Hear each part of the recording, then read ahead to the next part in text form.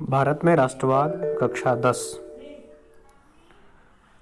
एक विषय की चर्चा होती है अक्सर भारतीय इतिहास में कि महात्मा गांधी जब भारत आए 1915 में, उसके बाद उनके साथ कौन से ऐसे अनुभव थे जिसके द्वारा उन्होंने अंग्रेज़ों के खिलाफ संघर्ष शुरू किया। वे कौन सी ऐसी शक्ति थी जिसके द्वारा उन्होंने एक भयावह सरकार के खिलाफ आंदोलन शुरू किया। उस शक्ति को ही हम आज पढ़ेंगे, उस विचार को आज हम पढ़ेंगे।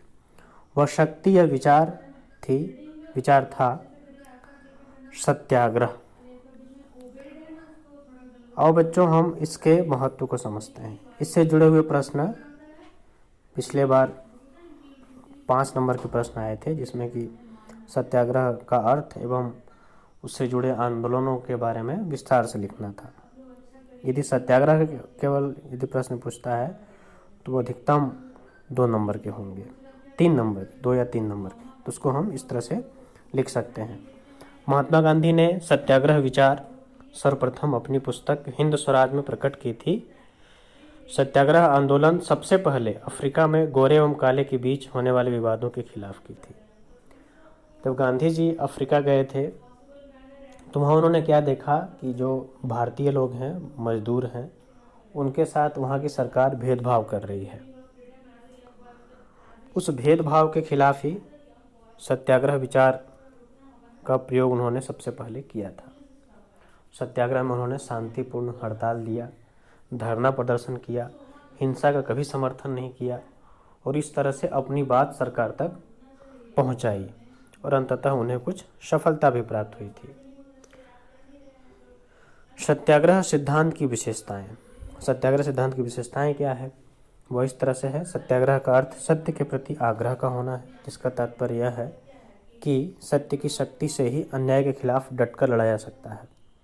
कहने का अर्थ यह है कि हमेशा मन में यह विश्वास रखना चाहिए कि सत्य की ही जीत होगी और यह विश्वास, यह धारणा बना करके यदि किसी अन्याय के खिलाफ हम लड़ेंगे तो निश्चित सफलता हमें ही मिलेगी।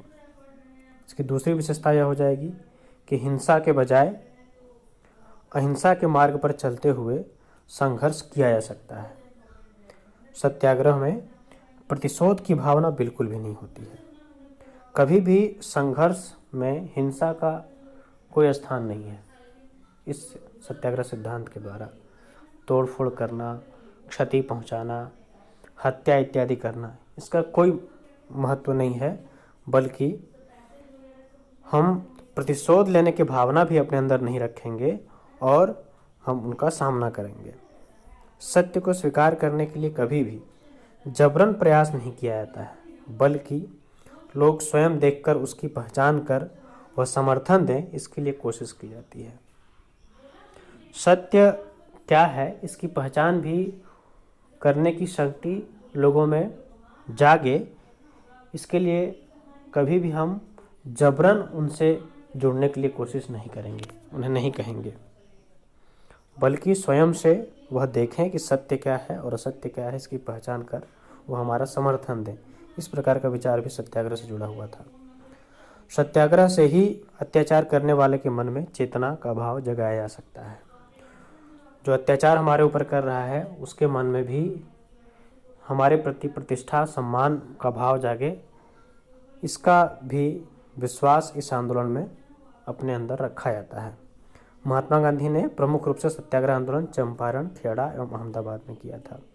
चंपारण आंदोलन में किसानों को ज़बरदस्ती नील की खेती करवाई जा रही थी, जिससे उनके लिए अपने खाद्यान्न फसल उपजाना कठिन हो गया था।